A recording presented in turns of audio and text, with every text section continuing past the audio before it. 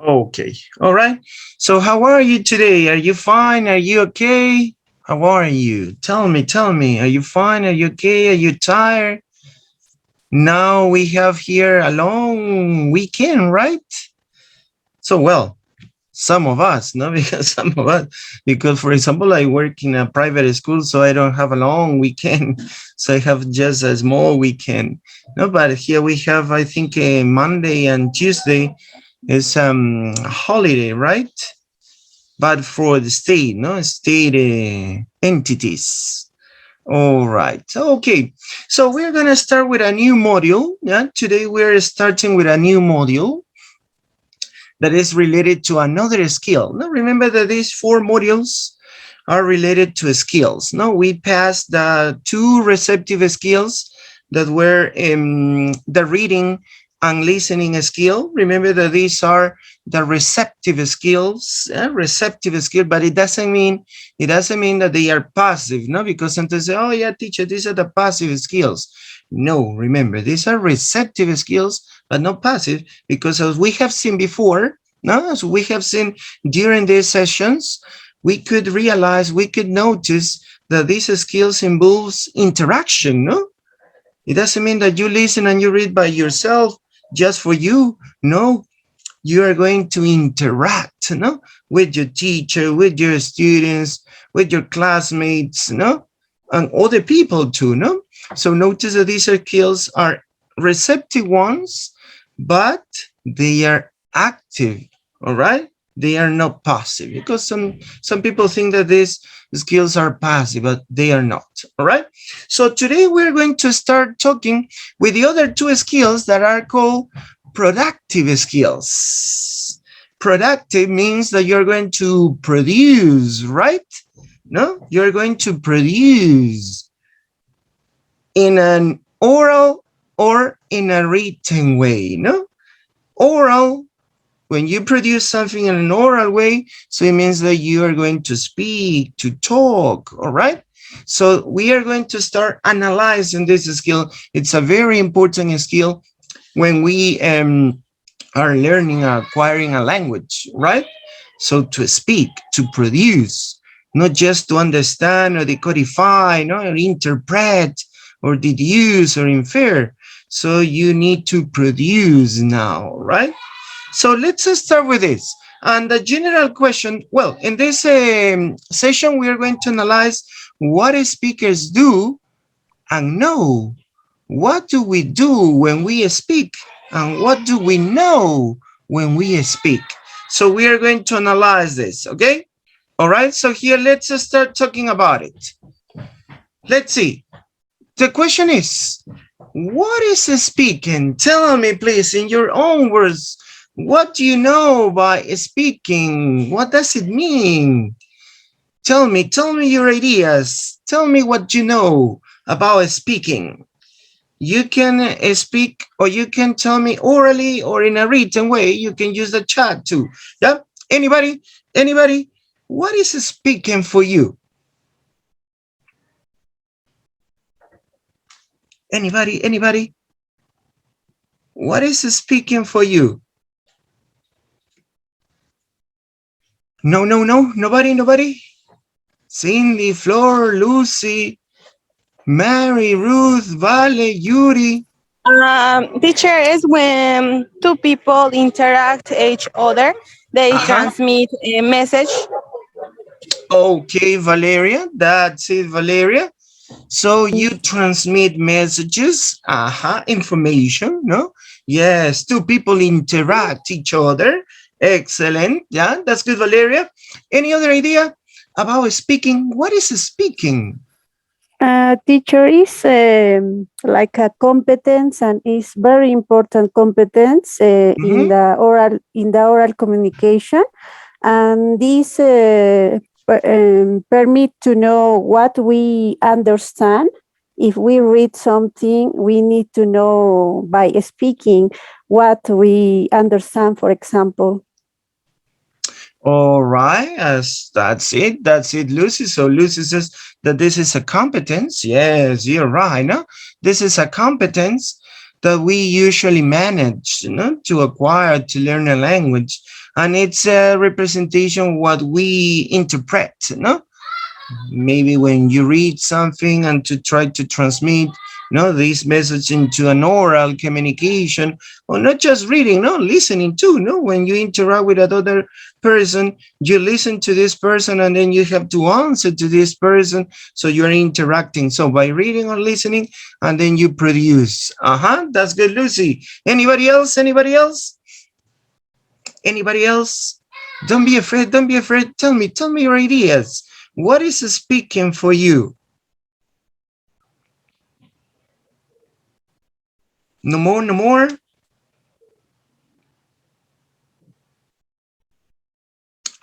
Cindy says, expressing what we feel. Yeah, yes. So when you speak, you just don't not carry, you just carry information, no, right? So you can express your feelings, your emotions. Yeah, that's it, Cindy. No, no, no more, no more. What is speaking? Zoraida wrote in the chat, it's a group of sounds that allow us to communicate with other people. Yeah, you have another important concept or term related to speaking. Sounds. We produce sounds. Excellent. That's it. Very good. Very good. Sounds. Yeah, Flor, to express ideas. Mary says it's an action between two interlocutors. Yeah, that's it. All right. So let's check. Here I'm going to show you some definitions, because we can have a lot of definitions according to this skill or competence. Yeah. So let's start by analyzing the first definition. Notice here, speaking is the process, notice, is a process of building and sharing meaning through the use of verbal and non-verbal symbols in a variety of contexts. Notice here,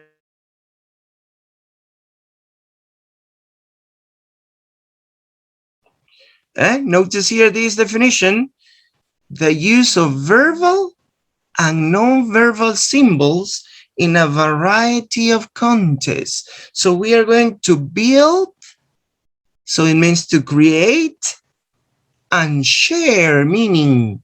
Notice we create and share by using some verbal and non-verbal symbols in different contexts. Then when we talked about the some aspects of speaking, we're going to talk about the functions, purposes of communication. When we communicate, we have some purposes of communication and we call them functions. Then we're going to talk about it. So notice here the definition of speaking. Let's see another one. Speaking is an interactive process. You told me that. Interaction, interactive process of constructing meaning. Notice again, you construct, you build meaning that involves producing and receiving and processing information. So you're going to produce, you're going to receive, you're going to process, and then you produce again. So notice this is the interaction, all right? Interaction. So this definition was given by Brown, this is a famous linguist, in 1994, and Barnes and Jones, again, other researchers, in 1997. So according to these researchers, speaking is an interactive process of constructing meaning. And you produce, receive, and process information. Another definition related to speaking is that this is the action of conveying information or expressing one's thoughts and feelings in a spoken language.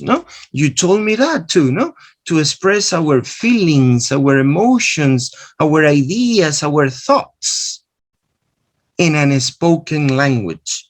Notice here, spoken language, using the spoken language. Is the action of conveying. Conveying means to give, to transmit, all right? This is the meaning of convey. To give, to transmit information, or expressing thoughts and feelings. So here we have two main purposes of communication: to transmit information and to express our ideas, our feelings, our thoughts. So we have two main purposes of communication: to transmit, to give information, and to express our thoughts, our ideas, our feelings using the spoken language. So notice the definition of speaking. Remember, principally, it's a process. Why do we call this a process? Because it involves interaction, no? First you produce, then you receive, then you process. So notice you do these stages, no? You produce, you receive, you process information. So that's why here it says that it's a process. And in this process, you build, you create meaning, all right? And this meaning is related to the information or to the emotions you have, all right? And you use the spoken language. And you do that in different contexts, all right? So notice the definition of speaking, all right? Now, what do we usually do when we speak? Can you tell me, do you have any idea? What do we do specifically? What speakers do? What do we do when we speak? We need to use the correct intonation, for example. And also it's important the gestures. When you move, yeah, this. Yes, you're right. That's it, Lucy. So related to the intonation, when we speak, we must give a correct intonation, pronunciation, fluency. And this is related to fluency. All right, yeah. And also you use your gestures. Excellent, that's it. When you speak, no, when you speak, wow, wonderful. So your face looks surprised, no? What a pity. Oh, it was so sad. Notice your face, your gestures are changing. All right. So let's see here things that speakers usually do when they speak. Notice what Yupona says is related to the speech production and fluency, what Lucy says. So notice all the things that we are going to do. The first is the speech production. How do you produce a speech? The second one is conceptualization and formulation. Number 3, the articulation. Number 4, self-monitoring and repair. Number 5, automaticity. Number 6, fluency. Number 7, managing talk.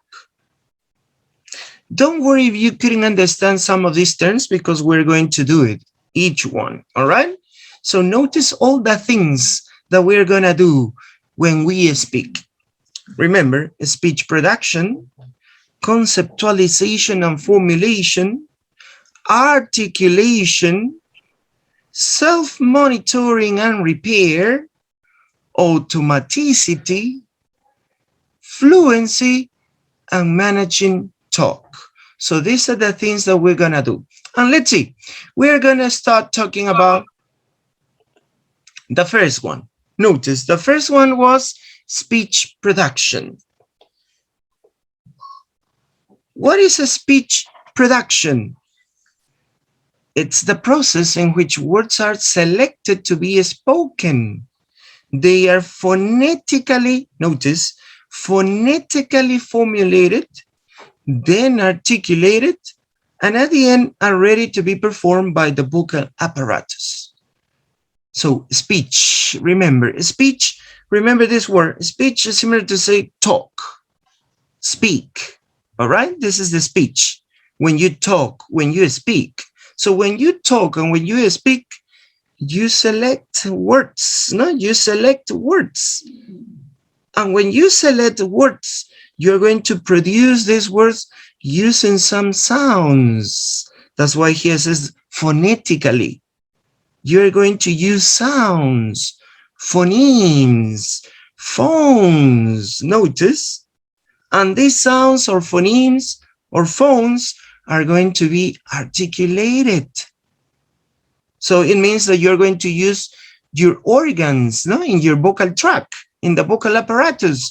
You're going to use your organs, your tongue, your teeth, no, your lips, no, different parts, different organs in order to produce the sound. So this is the speech production. Remember, when you select words to be spoken, all right? So it means that they are going to be phonetically, they are going to be articulated, and they are going to be performed by the vocal apparatus. So this is related to the speech production. Remember, speech, similar to say talk, when you speak. Yeah, this is the speech.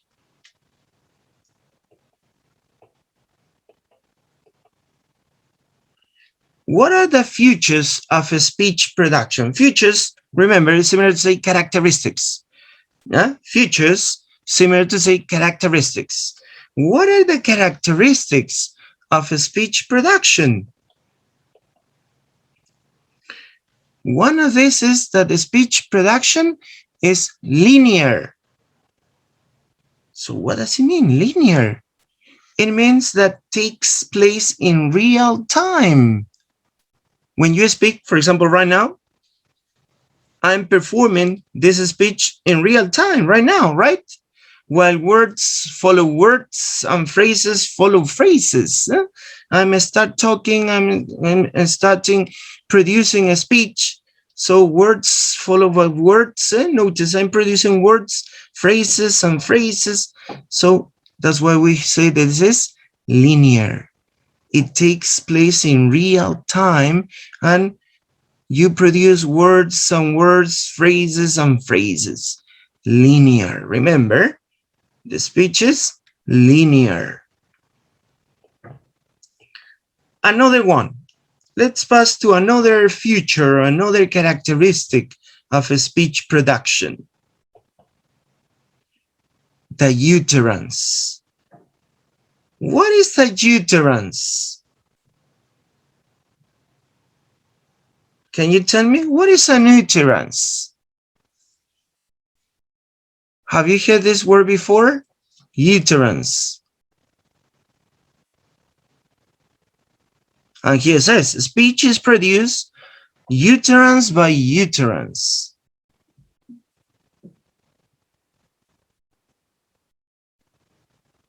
No, nobody. Utterance.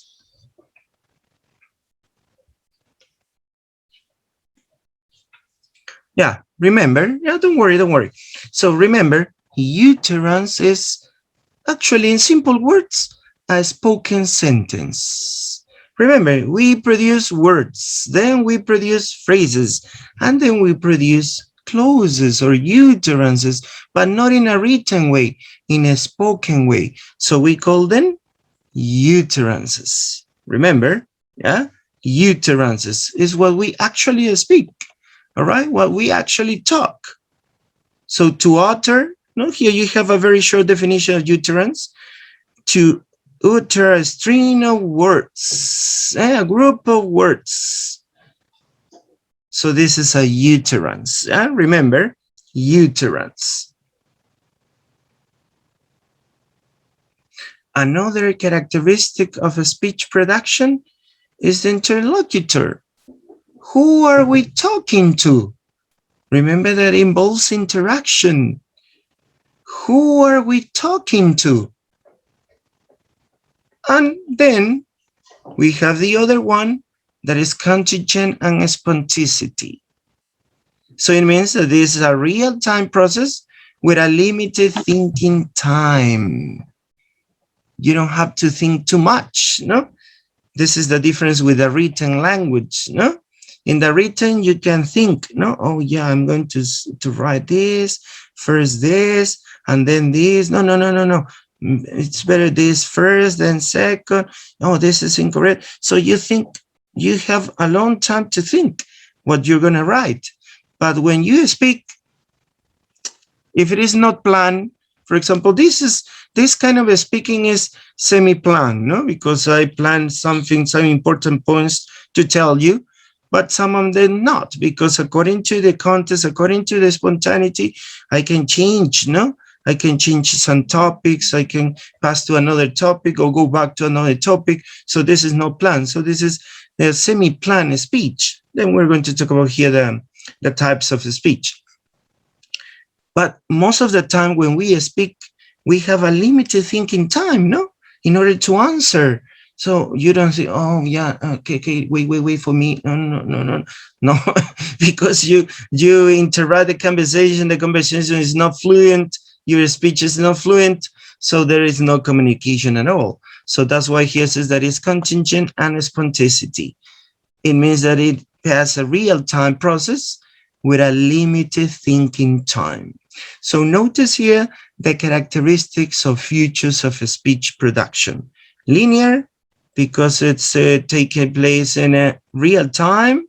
You produce word following words, phrases following phrases, utterance by utterances. We need an interlocutor, all right? And it's spontaneous. You don't have to think too much, all right? And it happens in real time, okay?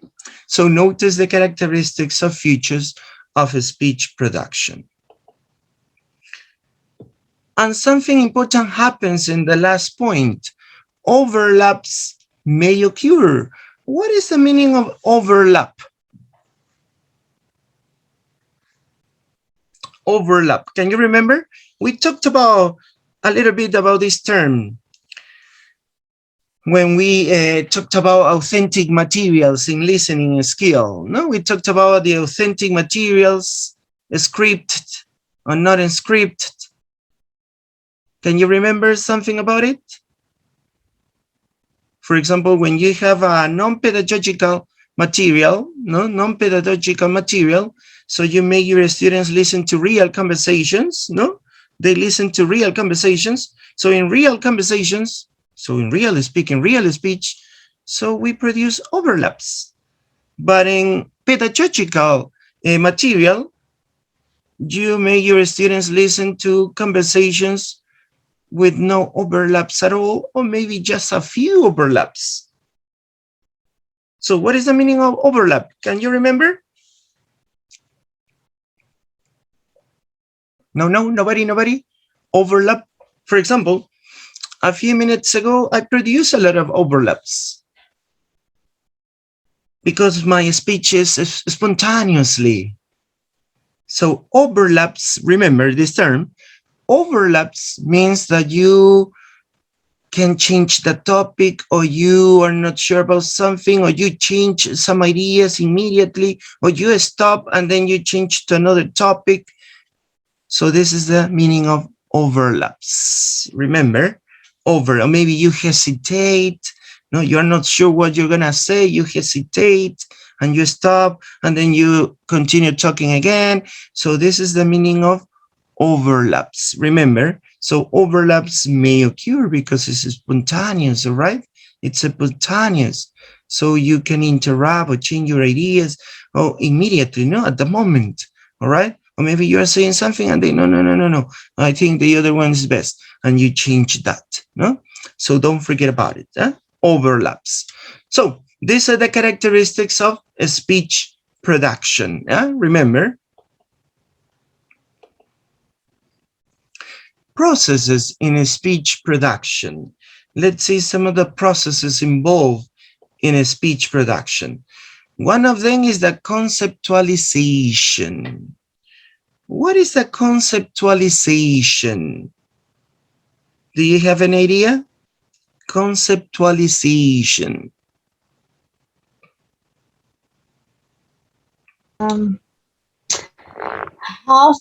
Teacher, good evening. How are Good you? evening, Janela. How are you? Conceptualization could be to have idea of something, okay, to know a concept, right? And that Yeah. put a title could be like a conceptualization. All right. Yeah. Yes. When you have an idea, a concept, you identify this. No. Yeah. That's it. That's it. So here you have. It is what is in the mind of the speaker. Remember, it is what is in the mind of the speaker. The idea, right? You have an idea of something. Yes, that's it. So this is what you have in your mind. All right. And what you have in your mind. What you have in your mind is a linguistic knowledge and world knowledge. Notice is what you have in your mind. And the things that you have in your mind are some aspect of linguistic knowledge and a world knowledge. These two major aspects we have in our mind. The linguistic knowledge is related to the language itself, and the world knowledge is related to your experience, your values, your customs. Remember, we have this in our mind.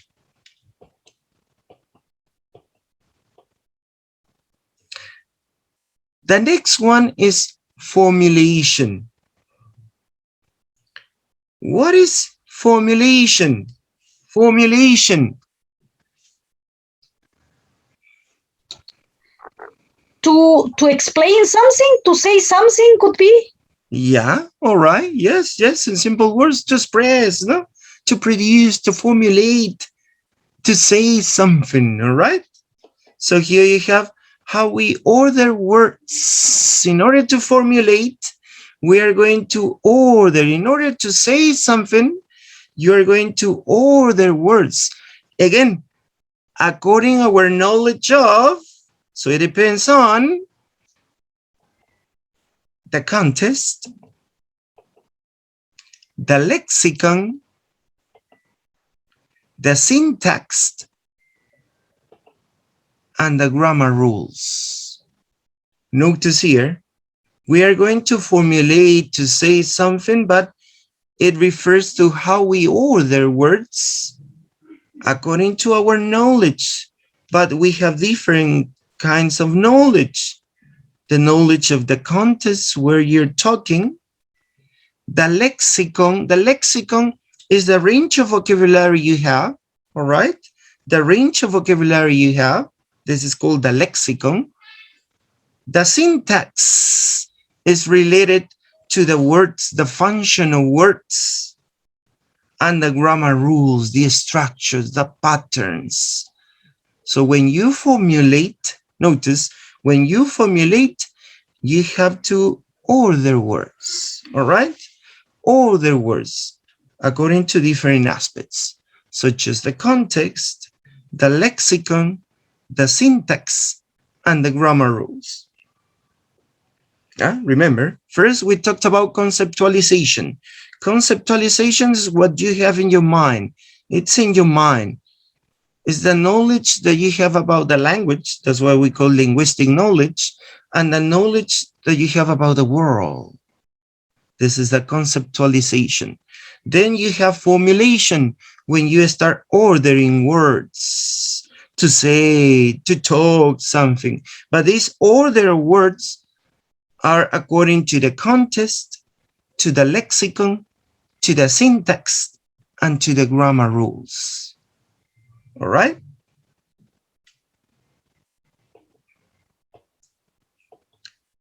The other one is the articulation.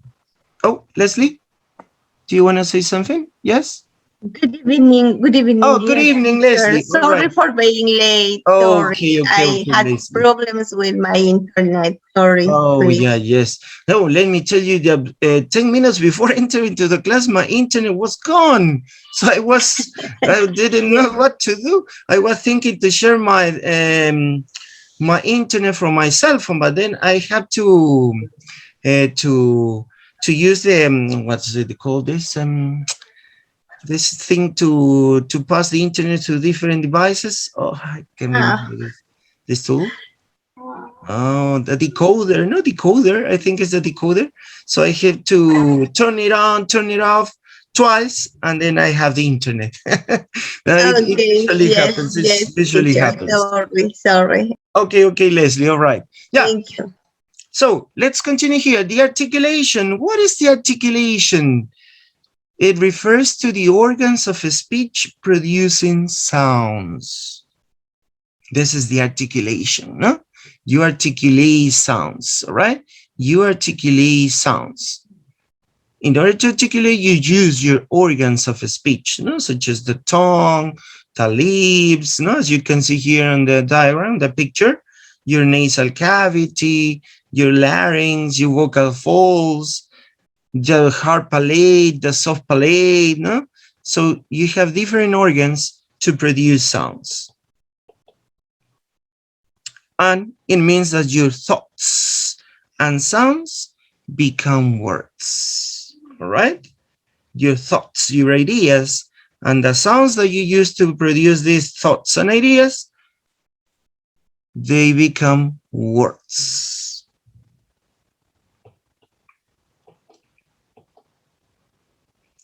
Let's continue with the other one, the self-monitoring and repair.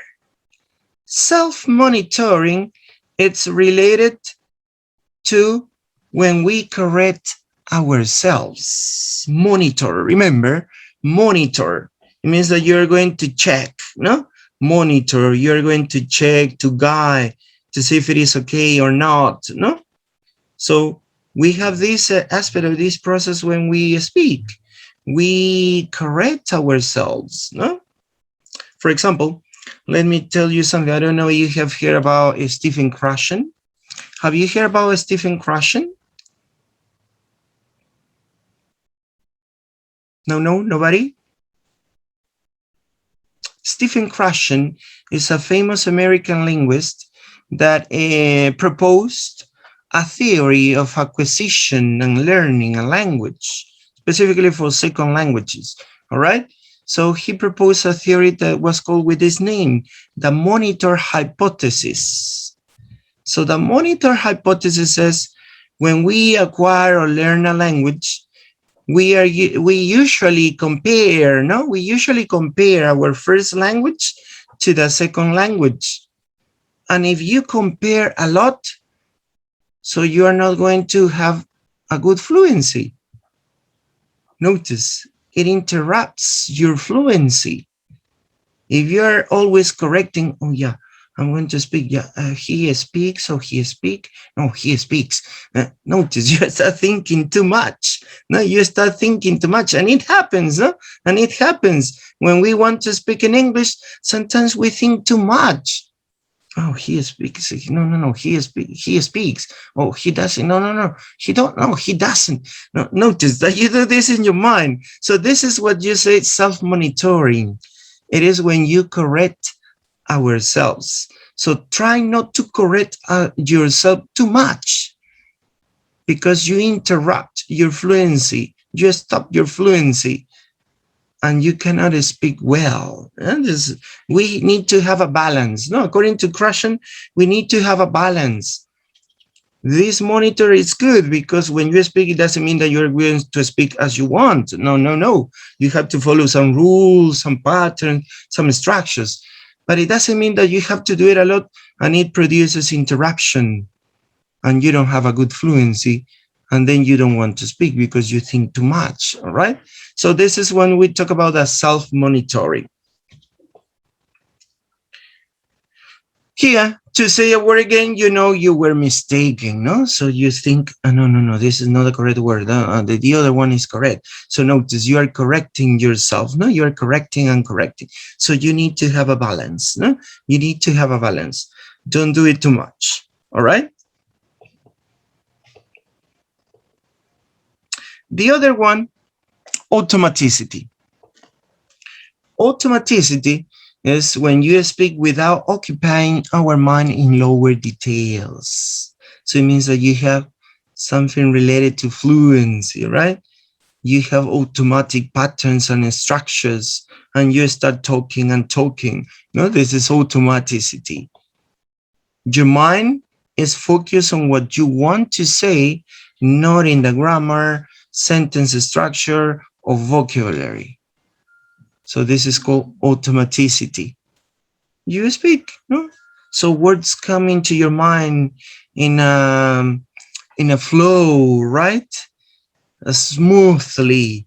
You don't have to think too much if it is present simple. No, I'm talking about present situation, routine. Yeah, wait, I use the present simple. No, I'm talking about past situation. No, I need to use the past simple. You don't think about it, all right? You don't think about it. That's why he says your mind is focused on what you want to say, the message that you want to say, not in the grammar, in sentence structure or vocabulary. This is called automaticity. And if you got automaticity, it means that you're gonna get fluency. Fluency is the accuracy that we have when speaking a language. The accuracy, how effective. Accuracy is how effective, all right? The accuracy that we have when we speak a language. This is called fluency. So it means that you don't stop too much, you don't make a lot of pauses, or you don't overlap at all, no? So sometimes you produce a lot of overlaps. It means that you're not sure what you're talking, all right? Or you don't know exactly the structure, the patterns. That's why you overlap and you make a lot of pauses, right? So it means that you don't have a good fluency. The accuracy, remember this word, the accuracy that we have when speaking a language. So it is related to making pauses, manage your speech speed, all right? You know when to make pauses, all right? You don't pause too much. And you manage your speech speed. Remember, sometimes we got confused with that term. Fluency, a teacher, I need to speak fast. When I speak fast, I am fluent. No. Fluency, remember, is similar to say when you speak in a connected way. Yeah, remember, in a connected way. Let's imagine this sentence that we have related to the definition of fluency. Imagine that I'm going to speak like this. The accuracy that we have when speaking a language. Is it my fluency okay? No, right? But if I say like this, the accuracy that we have when we speak a language. My fluency is okay? No. No, it's too fast. Exactly, it's too fast. Notice. So fluency doesn't mean that you need to speak so fast. No, no, no, no. But at the same time, it doesn't mean that you have to speak in a slow way, doing a lot of pauses. No. Fluency means that you need, or you manage, you control the pauses. You know when to pause and not. And the speed that you speak with a correct intonation, right? Or rhythm. So this is the fluency. And try to speak connecting words, not separating words, no? Connecting words, all right? This is very important related to fluency. So here we are going to use some aspects. We are going to use some prefabricated chunks. Chunks, remember, chunks, this term chunks refers to expressions, group of words, chunks. So we're going to use some prefabricated chunks. Then add on strategies. Notice we're going to use some strategies like chaining together of short phrases. Notice you're going to join, not chain. You're going to join phrases, words, phrases So you have fluency. Notice, yeah, this is fluency. All right? Yeah, don't forget about this term. Yeah, it's not to speak too fast. No, no, no, no, no. It's, remember, it's related to speak in a connected way. You can manage the quantity of pauses. You know when to pause and the speed that you're going to do that. And in order to do that, so you use some chunks and you use also some strategies, like chaining or joining. No, chaining is similar to say joining short phrases or words. No? Principally, we connect words when we speak. No, we don't separate them. We connect words. Sometimes 3 words are pronounced like one. No, and that's why when we listen, and so it provokes a kind of confusion. No, oh, what did the person say? I couldn't understand it because this person connected 3 words and pronouncing like one. Notice here. So this is fluency. Don't forget about it.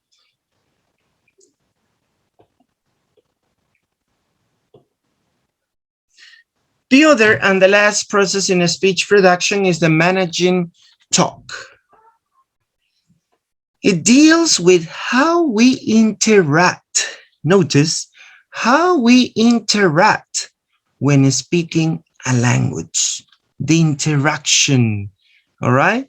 How we interact when speaking a language. So it means that you can manage the turn taking, no? Turn taking is, yeah, I speak, then I let my partner to speak to. Now I'm going to listen.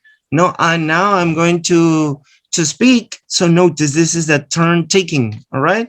You manage the turn taking. And you avoid overlapping. Again, this term, overlapping.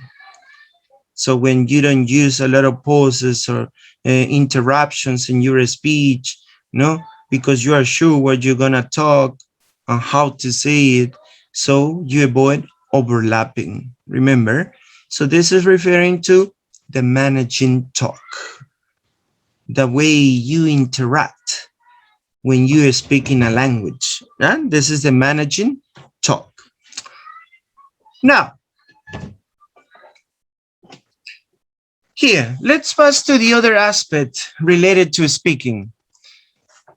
We have seen what do we do. Now, what do we know?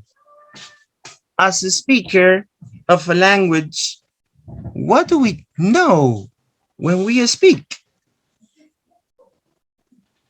Can you tell me? Can you tell me?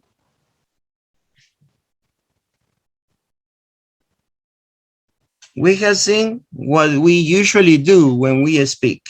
We formulate, we make conceptualizations, we articulate, we got fluency, automaticity, we manage our talk.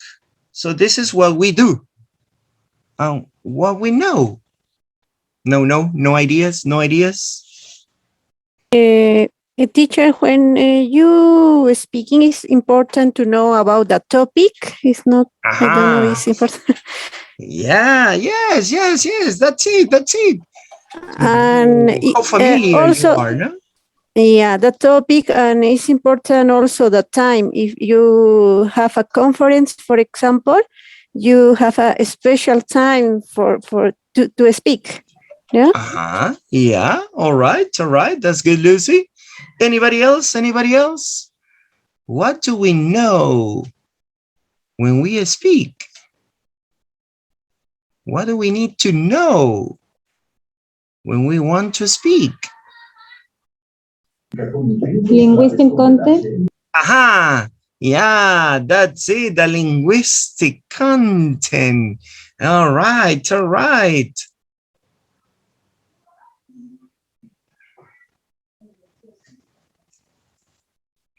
Okay, Let's see. Now, some of you told me what we need to know when we speak. Let's see. We have here these three terms. One of them was said by your partner, the linguistic knowledge. We need to have a linguistic knowledge. So the knowledge related to the language. If we don't know the language, we cannot speak, right? So imagine that I told you, nah, right now, speaking Russian. Come on, teacher Russian. You cannot, because you don't know about the language, right? You don't know about the language. You don't have a linguistic knowledge about Russian. The other one is the extra linguistic knowledge. So all the things that are not related to the language. And the other one is the speech conditions, the environment, something related to the time, what Lucy said. Notice, this is what we need to know when we, when we speak. Remember, three things: linguistic knowledge, extra linguistic knowledge, and the speech conditions. Let's see each of them.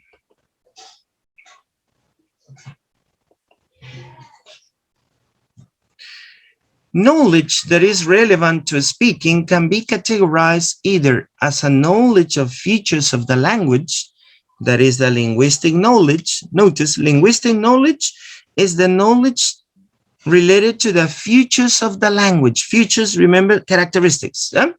So the knowledge that we have related to the language itself, or knowledge that is independent of language.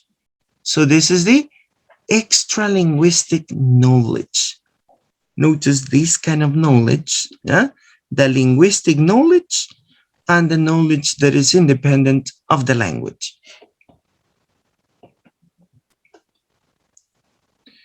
The kinds of knowledge that speakers bring to the skill of speaking comprise the extralinguistic knowledge.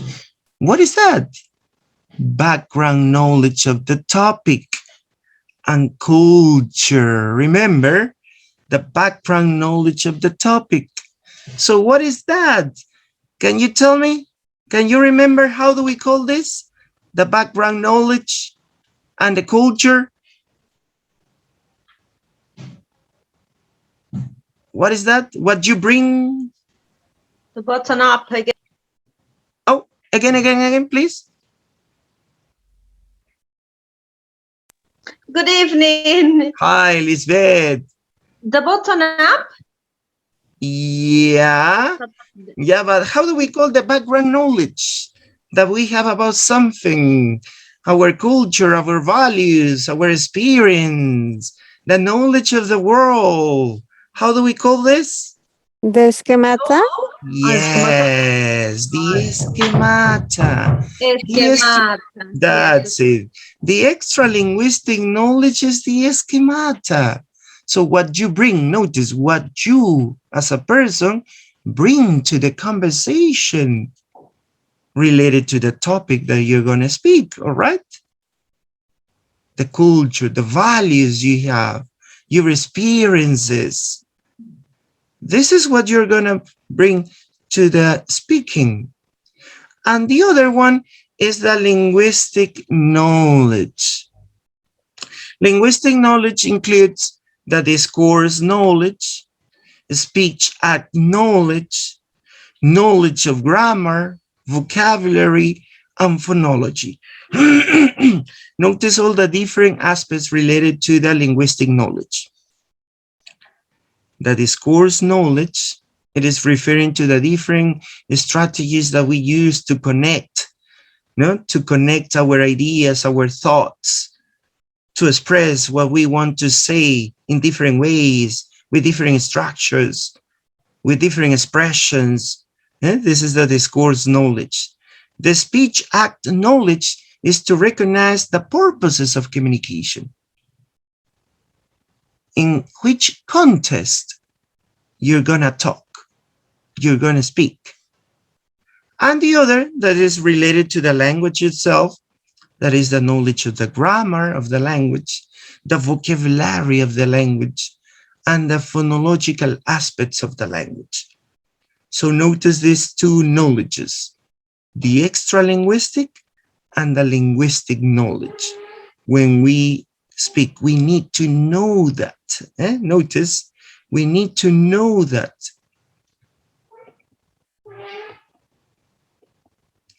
The extra-linguistic knowledge, let's analyze this feature related to the topic and cultural knowledge.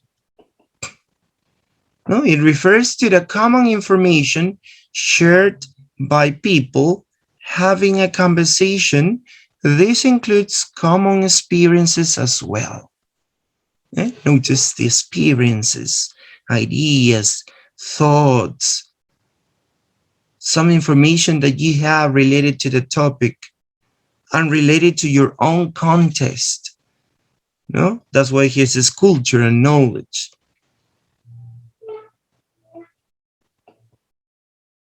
The context knowledge. It allows speakers to make reference to immediate context. This situated nature of a speech means that it is characteristically elliptic. What is elliptic? That is, words, phrases, whole clauses are left out because they are redundant. You ellipse, you use the ellipsis. You omit words, you omit phrases, or you change some words and you use other words. Here says that you left out because they are redundant. For example, oh, where did you go yesterday? Oh, I went to Juana's party. This is a whole sentence, no? A whole clause. When you speak, what you do? Oh, where did you go yesterday? Oh, to John's party. You're using ellipsis. You say, oh, I went to John's party. This is the complete sentence, no? But no, you don't say that. You say, oh, to John's party. This is ellipsis.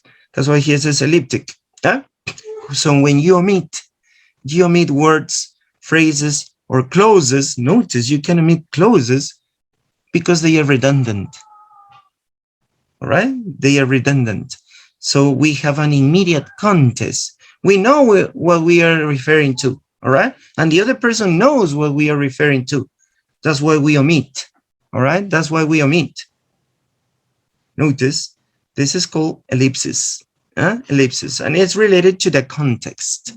All right? The immediate context. Sometimes we call this also with the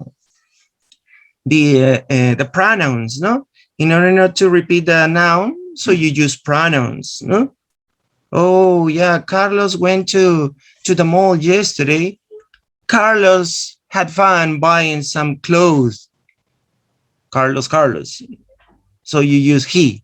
But he refers to Carlos, right? That's why he says reference, make reference. Don't forget about it. So this is that context knowledge.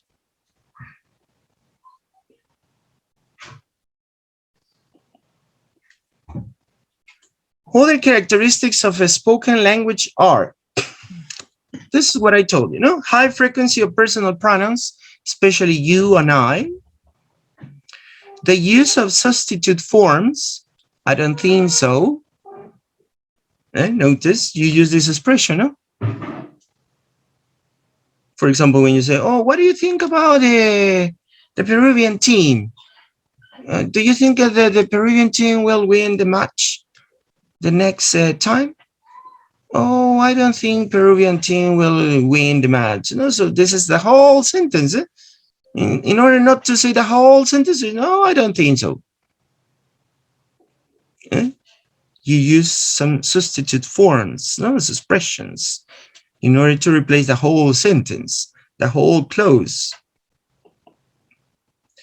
The use of deictic language. What is the deictic language? Words and expressions that make direct reference to the context. Here we have the demonstratives, no? The adverbs of location, this, that, there, here, over there. So this is the deictic language. So words and expressions that make direct reference to the context. You are indicating location, or you are indicating position, or you are referring to someone or something specific. No? Oh, no. That book, no, this one. So you're specifying who, what, or which you're talking to. So this is the deictic language. Remember, deictic language.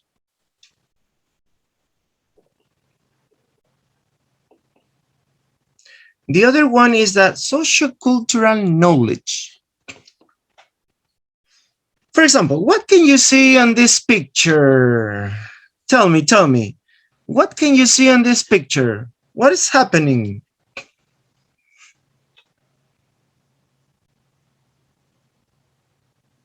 What is the message of this picture? What is happening? Can you tell me?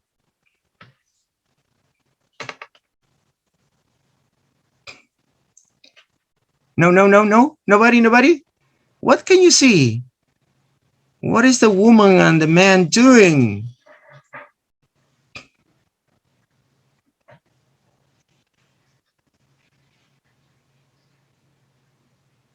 No? Custom culture.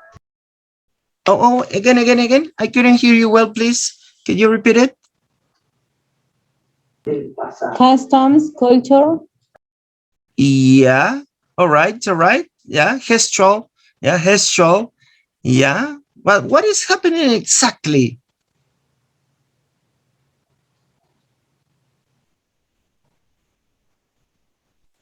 No ideas? They are trying to greet each other, right? They are greeting each other, but in different ways.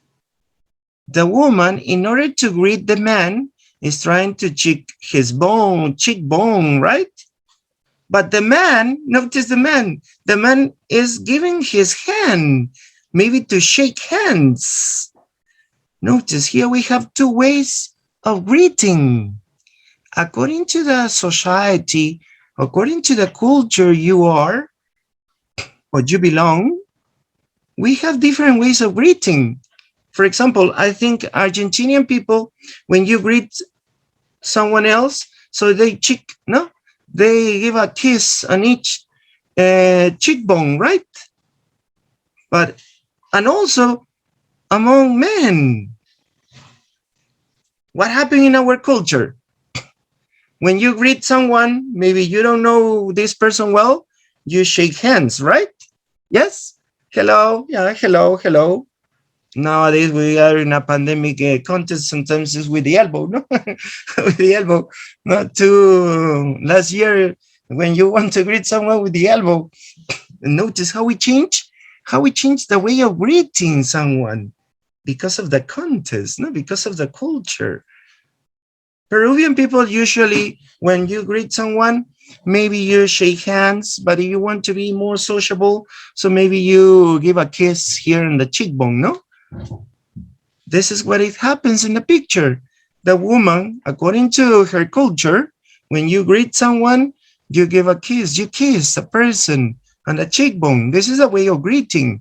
But the man, notice the man doesn't have this way of greeting. He thinks, no, I need to shake hands with my partner to greet her. So this is related to the socio-cultural knowledge. So the knowledge about social values and the norms of behavior in a given society, including the way these values and norms are realized through language. This knowledge can be linguistic and extra-linguistic. Notice here, this is related to the socio-cultural knowledge. Now, let's pass to the other knowledge. We have seen the extra-linguistic knowledge. Now we are going to talk about the linguistic knowledge. What is that? It refers to know, notice, it's referring to know the genre. the general knowledge. Inside the general knowledge, we have this, the purpose. The purpose. It could be transactional or interpersonal. Transactional, when you convey or exchange specific information. Notice, transactional. When you convey, you transmit. Remember, convey is similar to say transmit, give. To convey or exchange specific information. This is transactional. Interpersonal, to maintain social relationships. So you start talking with another person just to maintain social relationships. When you speak with your friends, no, and you start talking, no.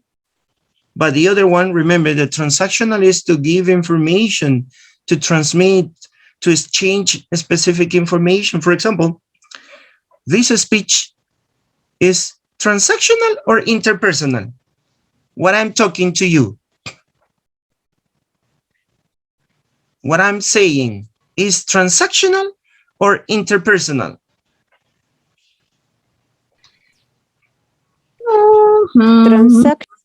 Transactional, I guess. Yes.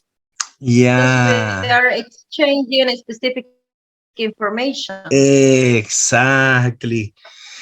You are right. Transactional, because I'm transmitting, I'm conveying some information, some specific information related. So today we're talking about speaking, the competence or skill of speaking. So I'm transmitting this information. I'm exchanging because sometimes I'm asking you, know, if you know something about it and you give me some ideas. So exchanging. We are exchanging information. All right. But on the other, the interpersonal, not. So you just talk. No, for example, you meet with your friend. Oh, what happened to you yesterday? Oh, yeah. Oh, have you heard? So you start talking about your things. The purpose is not to transmit a specific information at all. No, just to maintain, notice, a relationship because you're friends. All right. You're friends. Notice we have the purpose. Remember, we need to know the purpose of speaking, transactional or interpersonal.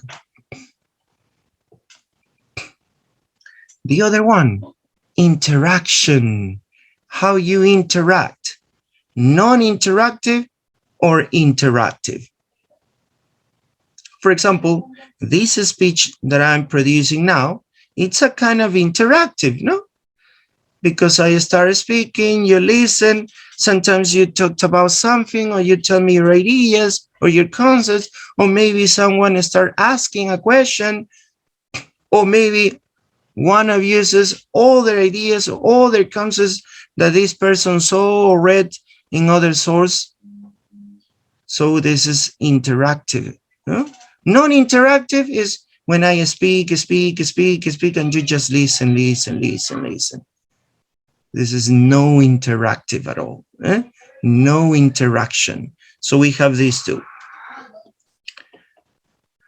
And the other one is the planning. We have two, planned and unplanned. Plan means that before speaking, you organize your speech, no?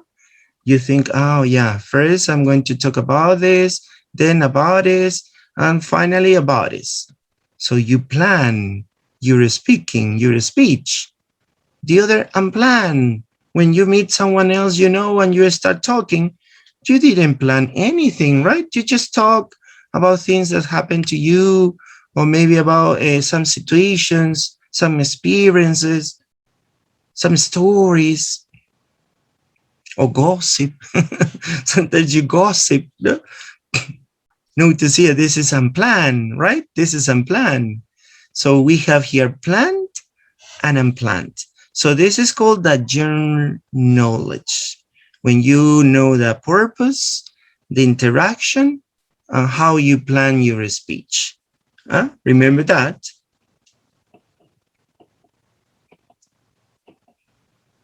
Now, we are going to analyze some situations, some kind of a speech, and you have to tell me the purpose, the participation or interaction. Yeah, remember, participation is similar to say the interaction, and planning.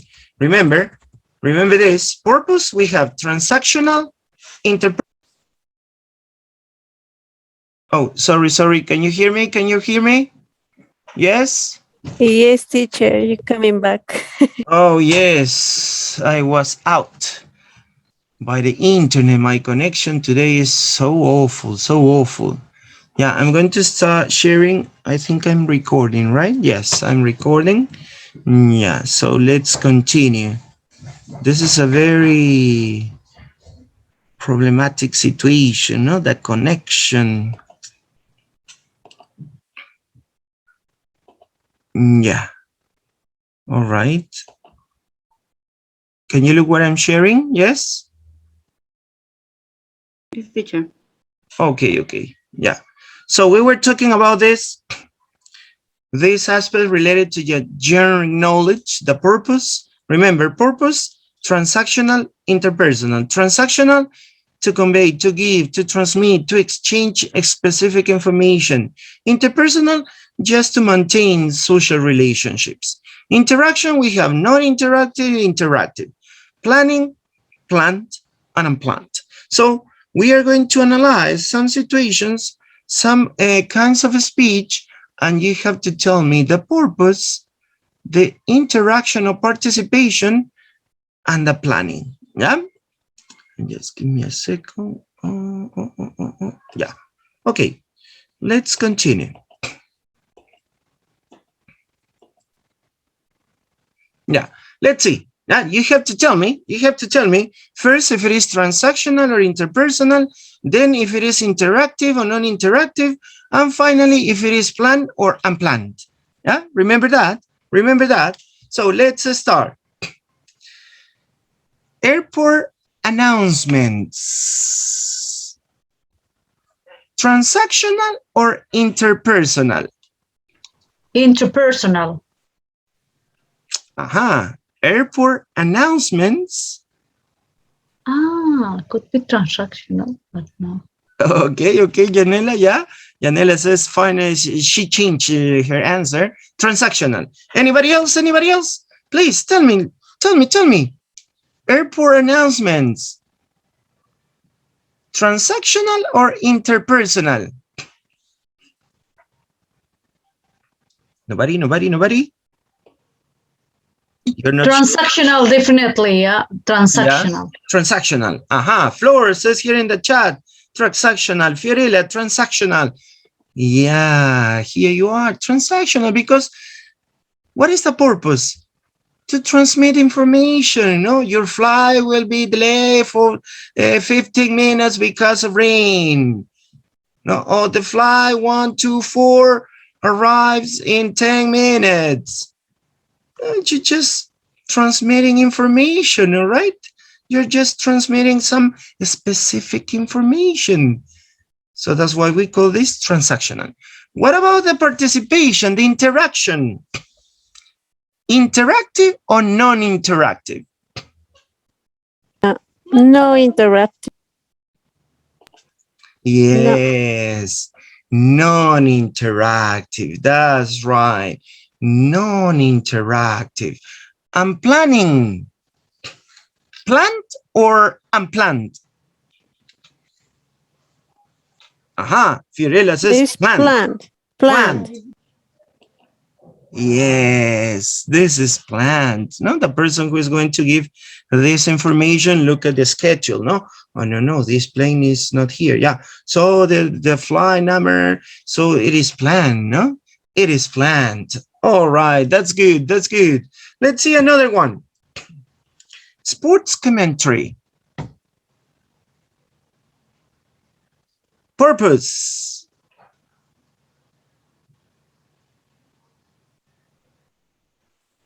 What is the purpose? Transactional. All right, transactional. Yes, the person is just transmitting information. Interaction or participation? No interactive. Yeah, that's it. And planning. Unplanned. Unplanned because It's a commentary. Yeah. What they see, right? What happened in that moment. Uh-huh.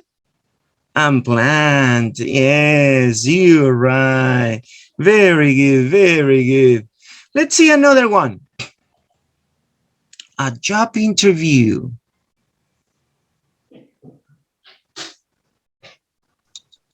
Interpersonal could be? Interpersonal. Because they don't transmit any information. They are interviewing, right? Yeah, but when you are interviewed, you give your information, right? Yes, Yes. transactional. Transactional, so. Yeah, that's it. Huh? What are your expectations about this job? What do you want to do here? Why do you choose? Huh? Where do you study? Where do you were before? So notice, and then you start answering this question. Huh? So you're giving information about you. So this is specific information. You are transmitting, You are transmitting information. Participation. Interactive. Interactive. Yes, interactive. That's it. Planning. Yes, plan. Plant. Plant. Yes, plan. Partly plan, no? Because there are sometimes that some questions when you weren't prepared, no?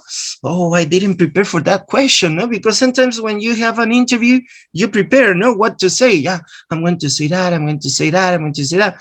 But sometimes the person who is the interviewer asks you something that you didn't, you weren't prepared. So, oh, what I did, what I'm going to do, what to say. Then you start talking, but you're not sure about what you're talking, all right? So it's partly, no, partly planned, no completely planned. All right, that's it, that's it. Let's continue. Another one, service encounter.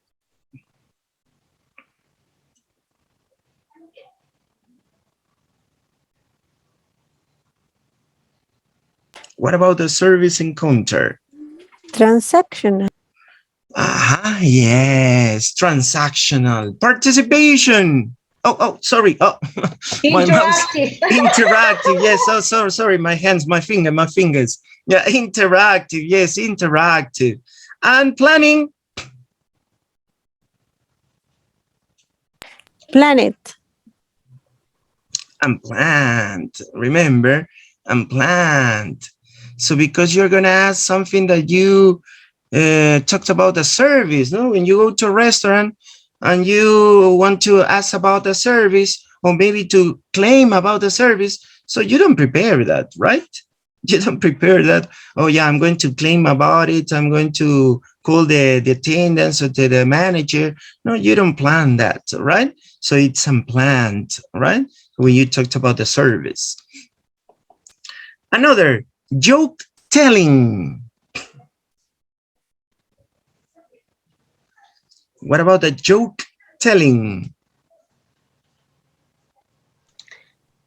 That's interpersonal, definitely, because it's social, right? Yes, excellent. Interpersonal, no? You tell jokes to your friends, not to have fun, to maintain a social relationship, all right? Participation. Interactive. Interactive. Yeah, partly interactive, no? Because when you tell a joke, maybe the other person start telling another joke or maybe just laugh, no? There's not a real interaction, no? There's not a real interaction because some people don't like telling jokes, no? Oh, tell a joke. No, I'm not good at telling jokes. No. But other people, yeah, I'm going to tell a joke and I start telling a joke, no? So it is partly interactive. And the planning. Unplanned. Partly planned, all right? Partly planned. because sometimes you, oh yeah, I'm going to tell this joke. You think, no, you just think a little bit because you don't have to think a lot. Maybe if you tell, oh, tomorrow we have a party and we're going to do a lot of activities. Ah, yeah, I'm going to prepare some jokes. Yeah. And you start looking up. No, oh yeah, this joke. No, no, no, no, no. This is too hard or too strong or too rude. No, no, no. Maybe this joke. Yeah, I'm going to tell this joke in the party. So you plan, but sometimes no, maybe spontaneously. Yeah, who wants to tell a joke? Oh, me, and you start telling you. So that's why he has his part 3 plan, no? Part 3 plan. The other one, leaving a voice message.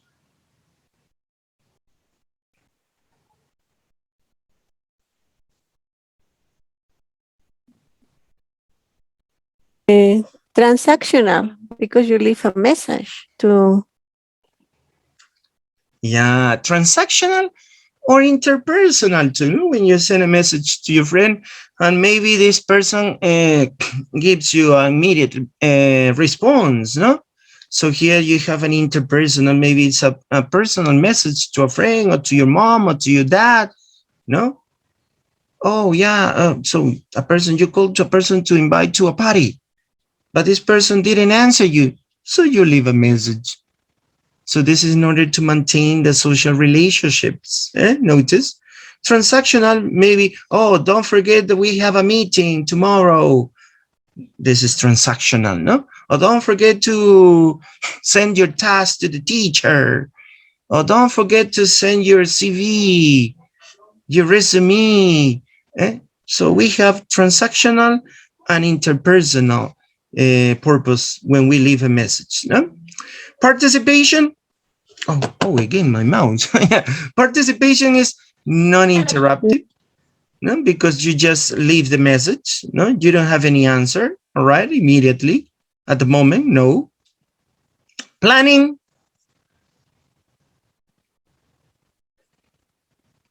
What about planning? Unplanned. Yeah, unplanned. Yeah, so you just, oh, he didn't, yeah, I'm going to say that. No, so you don't plan, no, I'm going to leave a message to my friend and I'm going to say that. No, because you start calling to a friend and you notice and you realize that you couldn't give this information. So you leave a voice message. No, it's unplanned. And finally, casual conversation.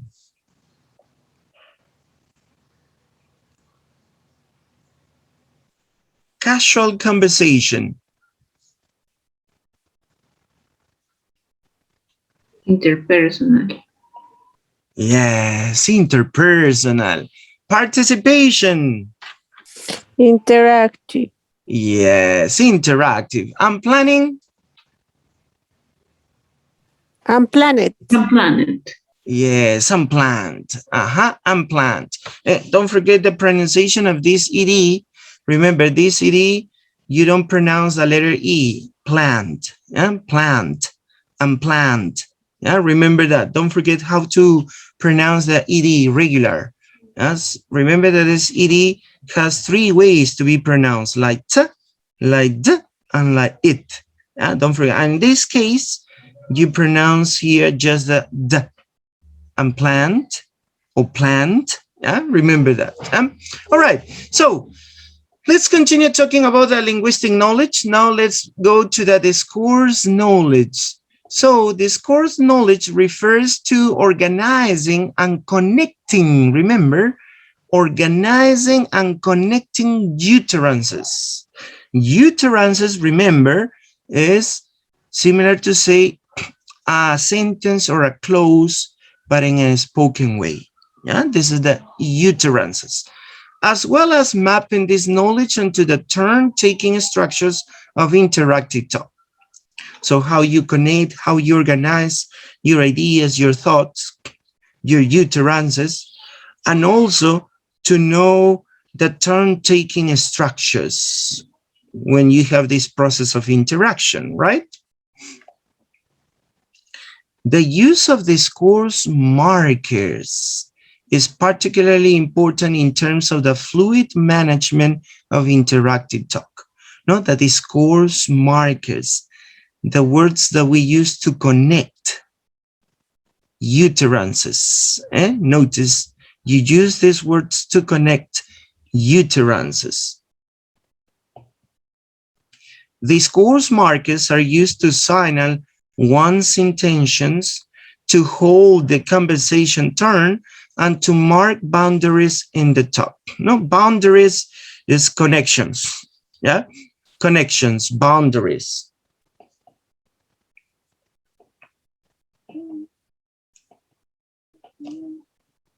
So here are some common discourse markers and their meanings. Right now, anyway. So what do they mark? They mark the beginning or closing of a segment of talk. Well, a very common way to initiate a turn or linking to the preceding turn. Oh, well, yeah, let me tell you that it was funny. So it indicates your turn. Another person's spoke before you, and then it's your turn to speak. So you say, well, yeah, I think the party was fun. Notice you use well to initiate your turn. Oh, used to respond to a previous speaker's utterances with implications of surprise. So it means that you are listening to the other person. You're responding, notice, you're responding to the other speaker utterances. And you're showing surprise. Oh, what a beautiful scene. Oh, what a beautiful movie or film. You're showing also, it is also a marker of showing interest to what the other person is talking or is telling to you. You're showing interest.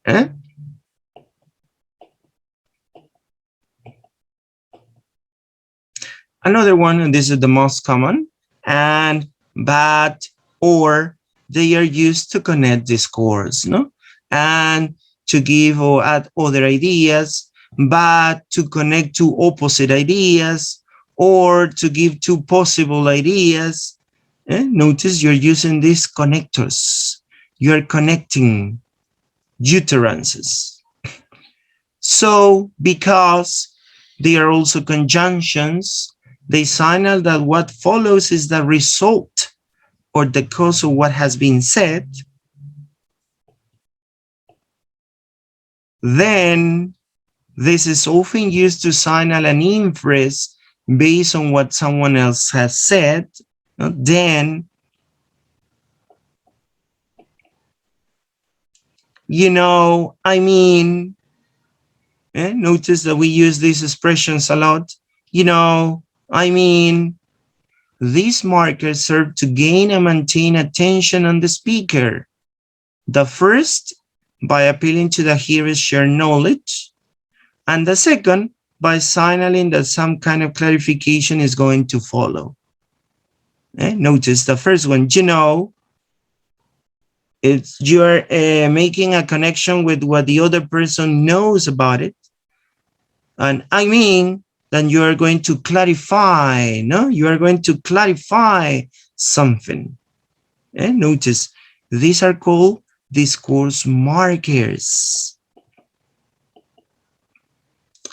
Another one, the pragmatic knowledge. Notice this, pragmatic comes from the word praxis, to put something in practice. This is pragmatic.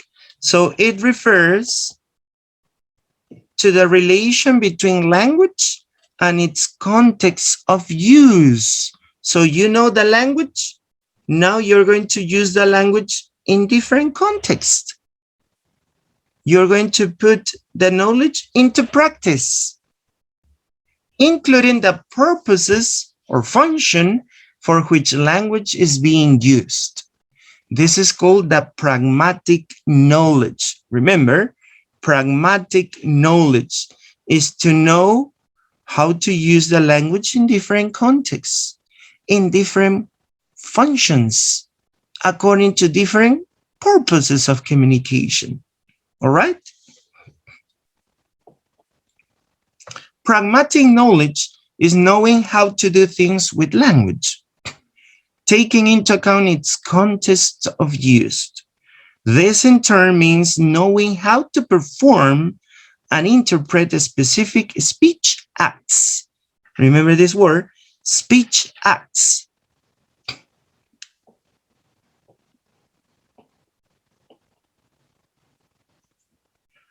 So when we talked about the pragmatic knowledge, we need to take into account the register, the speech acts, the cooperative principle, and the politeness. So we are going to take into account these aspects.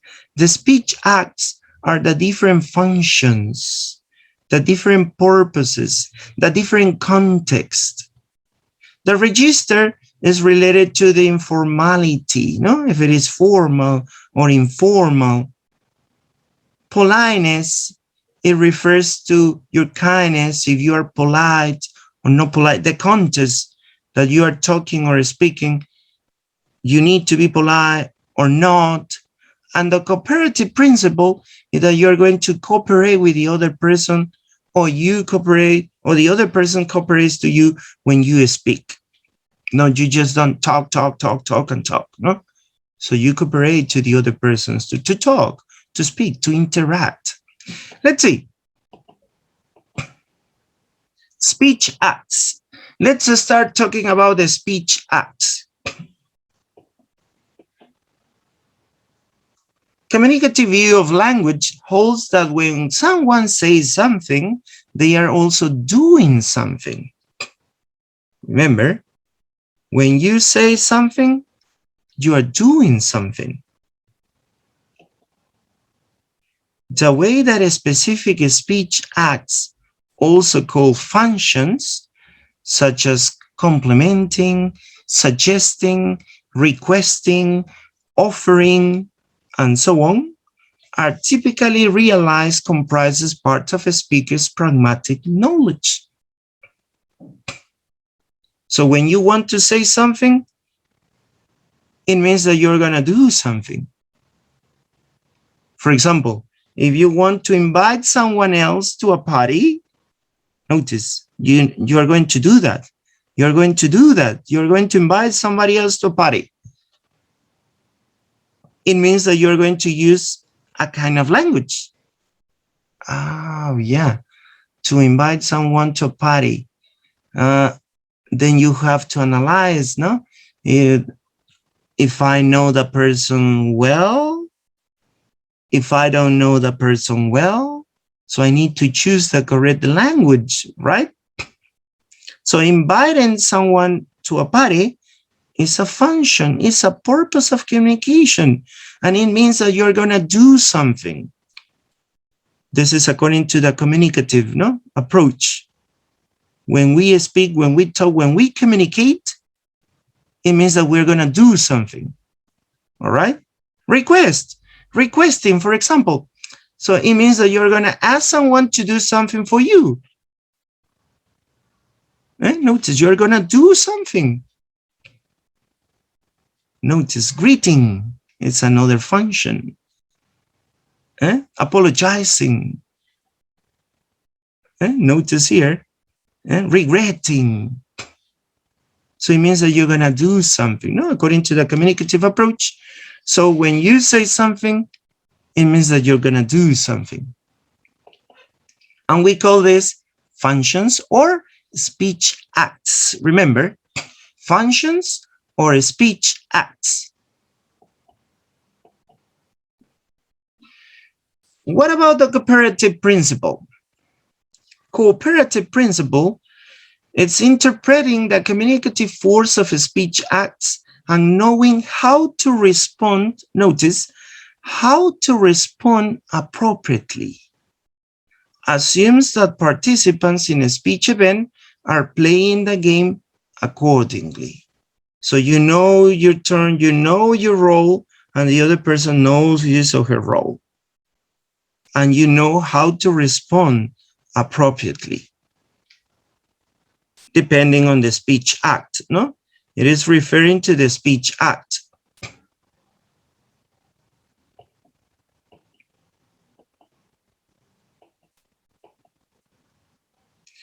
We have 4 maxims to analyze this principle.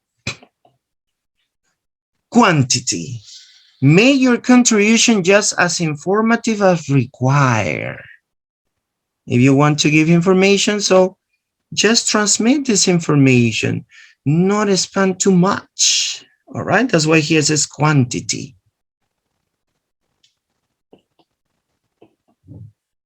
Quality.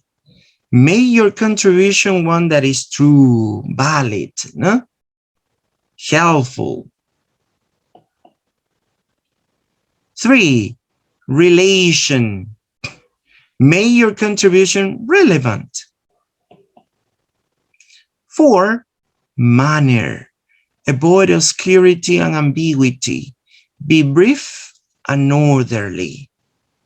So if you show these aspects, you are showing cooperativeness. So you don't talk too much. You just express what you want to say. You want to inform. You want to convey. You respect. It means that you're respecting the other people's turn or the other people's speech. You don't talk too much. You give relevant information and clear information. That's why he says avoid obscurity and ambiguity, no? So your information is clear. So notice this is the cooperative principle.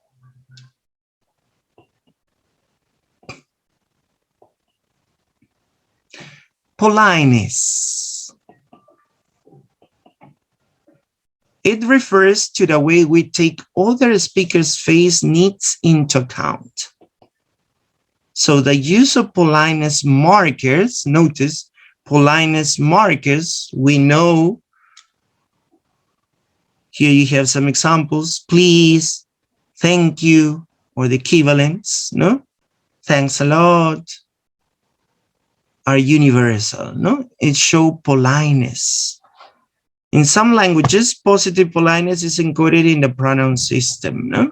In Spanish, speakers can choose between tú or usted, no? To show respect, no? Tú means that you know the person very well, no? Usted, no, I don't know the person very well, no? I show respect. Yeah? So we are using or choosing the pronoun, all right? We use the pronoun. In English, it's a little complicated because in English, you just you. You could be tú or could be usted. It depends on the context you use it. But in Spanish, we have a clear differentiation, no? Tú or usted. Tú is in an informal situation, right? Usted in a formal situation, no? To show respect. Oh, and it's according to the degree of familiarity or respect they wish to convey.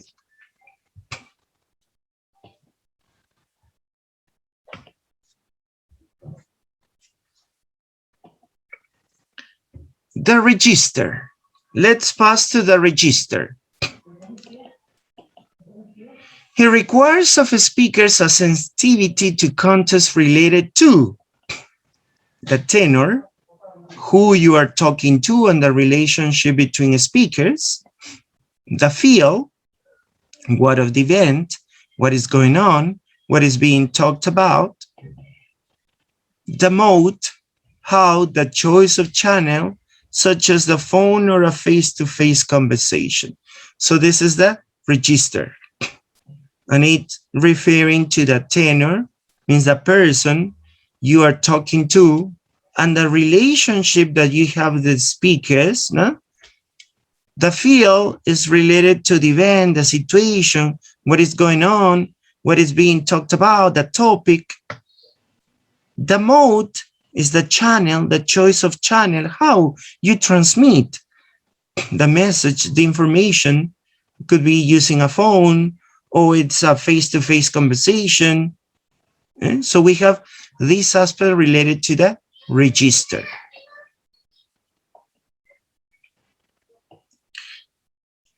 Grammar. We need to know about the grammar. We have here the written grammar and the spoken grammar.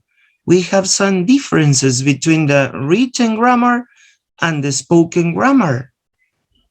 For example, in written grammar, the sentence is the basic unit of construction. On the other side, the clause is the basic unit of construction. In written grammar, clauses are often embedded or subordinated. In a spoken grammar, clauses are usually added or coordinated. In the written grammar, we have subject plus verb plus object construction. In a spoken grammar, so we have head, body, and tail construction. Then, in the written grammar, we have reported speech favored. In the spoken grammar, we have direct speech favored. Written, we have precision favored. In spoken, vagueness tolerated. In written, little ellipses. Spoken, a lot of ellipses. Written, no question tags. Spoken, many question tags. In written, no performance effects. Spoken, we have performance effects such as hesitations, repeats, false starts, incompletion, synstatic blends. So notice we have a lot of performance effects or overlapping. This is called the overlapping. When you hesitate, when you repeat something, you, or I went. Notice you're repeating the pronoun. False starts when you say I, no, you. So you start with a wrong pronoun and you change, then you immediately change it. So we call this, remember, these are performance, not performance effects, but this is called overlapping. So notice the differences between the written grammar and the spoken grammar.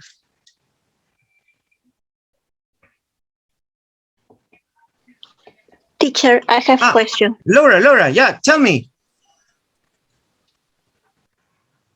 And in spoken grammar, what does mean hesitation? Hesitation. Hesitations is when you are not sure about something. You hesitate. Yeah, let me see. This is hesitation. Thank you. All right. Okay, Laura, don't worry. Yeah, so don't forget. When we speak, we have these performance effects, no? We hesitate, we repeat, we have false starts, incompletion, synstatic blends. So we have all of these aspects when we speak. In written, no, because we organize, no? We check carefully what we are going to write. Most of the time, no? Most of the time. Remember that nowadays, it has changed a lot. Remember when we talked in the listening, we talked about this topic, no? That nowadays the written grammar has changed because when we chat something, when we write something in chat, so we use a lot of ellipses, we repeat sometimes, or we make incomplete sentences, we use contractions a lot. So the way the written grammar is used nowadays has changed a lot, no? Has changed a lot. Nowadays, the written tests are a kind of similar to the spoken one, no?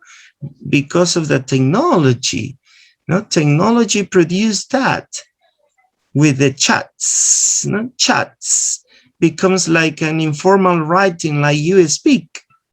So you chat. Notice that we have some changes.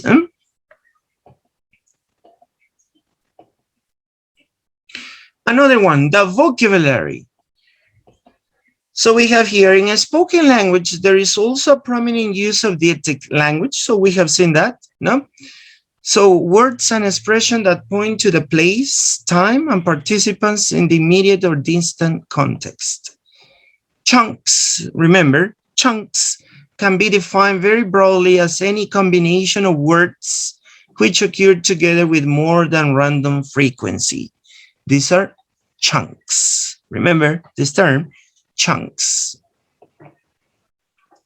They are also known as lexical phrases, hollow phrases, formula language, and prefabricated language. No, we call this prefabricated language because you're going to combine words, and they are going to happen with a high frequency, no? With a quite high frequency, right? So we call this chunks. For example, this is related also to the grammatic because according to the function, you use some chunks. For example, to invite someone, what do you usually use? What expressions do you usually use? Would you like to? This is a chunk. Would you like to? Or to suggest something, to suggest a person to do something. Oh, how about? What about? Teacher, okay. Yeah. Teacher, could be chunks too when you tell the number of fun. The number of what? The fun? Fun? Of fun. Yeah. Yeah. Your number phone. Mm-hmm. Ah, your number phone? Yes. Yeah, when you say your phone number? Yes. Oh, yeah, when you say your phone number.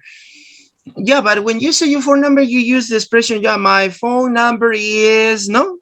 Yeah, this chunk, this is a chunk, or it's... But no? the number, when you chunk it, right, is my phone number is 95233, something like that. Oh, yeah, when you join the number. No.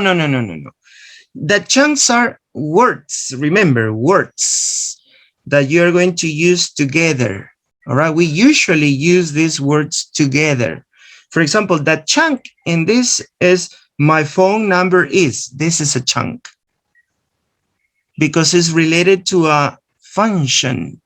Okay. It's related to a function. What is the function that you are telling your phone number? So in order to tell your phone number, so you say my phone number is, or my number is, no?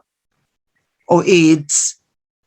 Notice you use some ellipses too. When you speak, you don't say my phone number is, no? You say, oh yeah, it is, and you say your number, no? But in more structured language, so you say my phone number is, no? When you teach a language, so you use this formal language, no? That is, oh yeah, my students, yeah, when you want to say your phone number, you say my phone number is, or my number is. But when we speak, we say it's, it's, or it is. No? So we make some ellipses. But remember, chunks are combination of words that we usually put together. All right? We usually put together in different contexts of different functions. All right? And don't forget about it.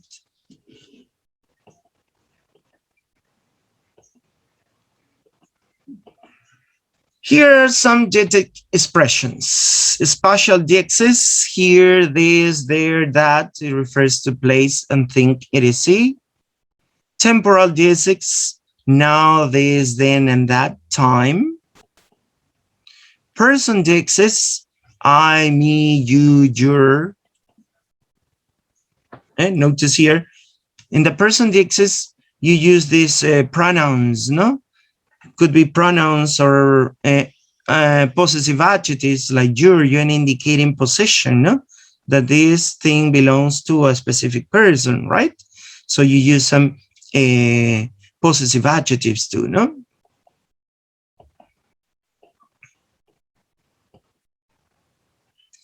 Of the different types of chunk, the following are the most common.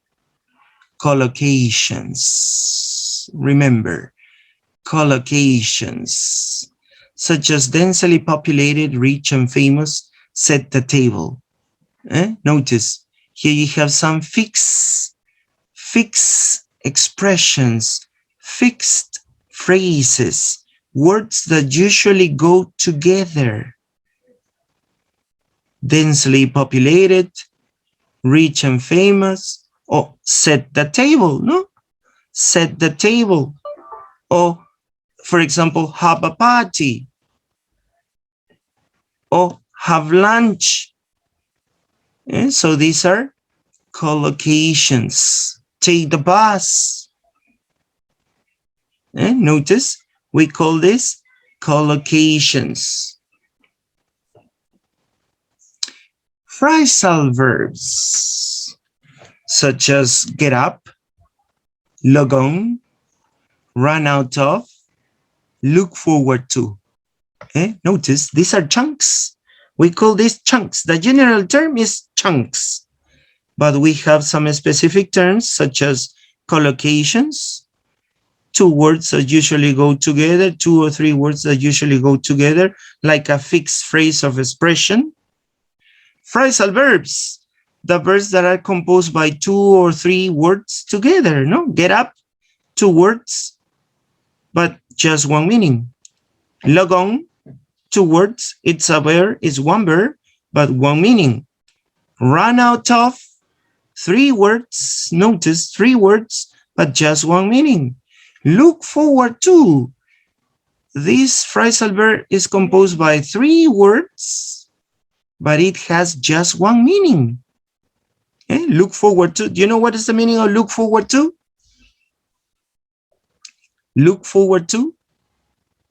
It's just 1 word, just 1 verb, sorry, just 1 verb. This is a phrasal verb. This is a phrasal verb. Look forward to is similar to say hope. Esperar, anhelar, desear. For example, no, you could say, I'm looking forward to seeing you again. And notice the following part, seeing you. I'm going to write it here. Yeah? I'm going to write it here. I'm going to give you an example with look forward to. I am looking forward to seeing you. Teacher, the grammar rule doesn't say that after to, the verb must be in the basic form. To go, to study, to listen. Why here after to we have seen the ing?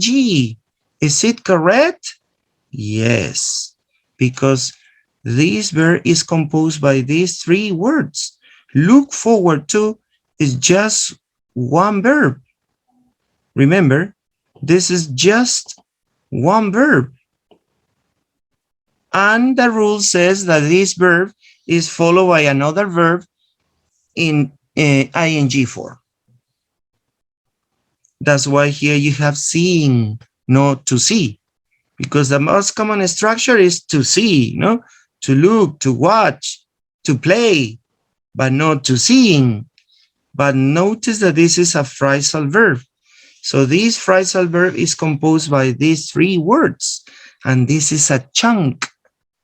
Remember, this is a chunk. Don't forget about it. Don't forget about it. So chunks are words that usually go together. Another ones are the idioms, catchphrases, and sayings, such as part and parcel, make ends meet, as cool as cucumber, speak of the devil. So we have the idioms, idiomatic expressions, no? Or slangs, no? Also the slangs. Slangs are rude, no?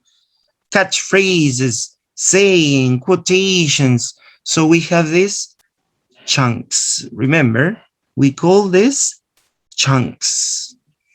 And to finish, we have the sentence frames. Sentence frames are the fixed components of sentences, especially at the beginning of sentences. that frame opens slots, such as, would you like a, the thing is that, what's really interesting is, the fact that. So notice, we have these chunks, all right? Chunks. Social formulas, such as see you later, have a nice day. Notice, words that usually go together. Remember, chunks. Words that usually go together, such as fixed expressions or fixed phrases. Yeah, we call this chunks. And also the discourse markers, such as if you ask me, by the way, it is C. Okay? So you have this chunks. Don't forget about the term chunks. Words that usually go together. All right? Okay, well, we are going to stop here. Yeah, we are going to stop here. As you could see, today we talked about the aspect related to speaking, no? First, we mentioned some definitions of speaking. Then we passed to two aspects related to speaking, what we do and what we know, or what we need to know when we speak. So we have seen these aspects, okay? Well, next session, we're going to continue talking about the speaking. Here we're going to discuss different types of speaking, okay? Well, thank you for your attention. So we will see next class, next session, next Saturday, related to speaking. Tomorrow, I'm going to open the quiz related to the last module. ¿Ya? Mañana estoy habilitando para que den su quiz, su test del módulo anterior, ¿ya? Para que lo puedan dar ahí, por favor, ¿sí? Así que estén atentos ahí en la plataforma para que podamos dar su test del módulo anterior, ¿ok? All right? Okay, Cindy. All right, so that's all for today. See you next session. Take care a lot. Bye, teacher. Bye, teacher. Bye-bye, bye-bye. Good Take night. care a lot. Thank you very much for the class, teacher. Thank you for your attention and participation too. Bye-bye, bye-bye. Good night.